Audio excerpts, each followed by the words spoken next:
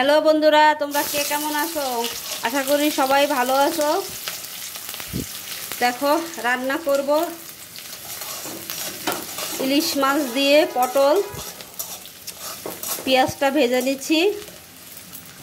দেখো নিয়ে নিয়েছি হলুদ, মরিচ, লবণ দিয়ে দিব।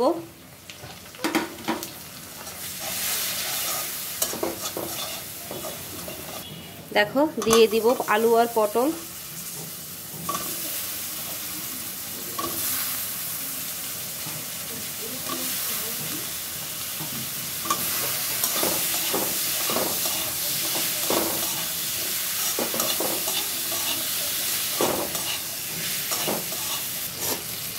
দেখো আলু আর পটলটা কত সুন্দর করে কষানো হয়েছে।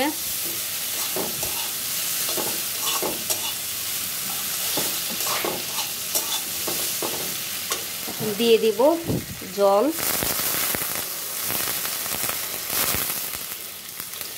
জল একটু বেশিই দিলাম, যেহেতু আমি আলু আর পটল ভেজে নিইনি, এটা সিদ্ধ হতে হবে।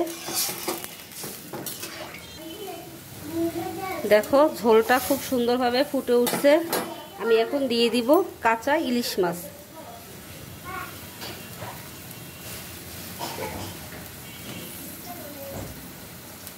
মাছগুলো বেশি বড় না বন্ধুরা,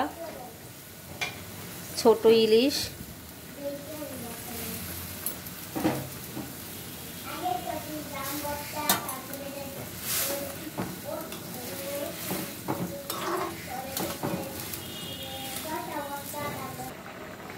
দেখো মাছের ঝোলটা রান্না প্রায় শেষ।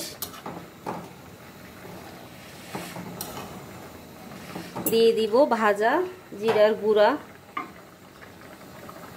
অল্প পরিমাণে দিব যাতে ইলিশ মাছের ঘ্রাণটা ঠিক থাকে।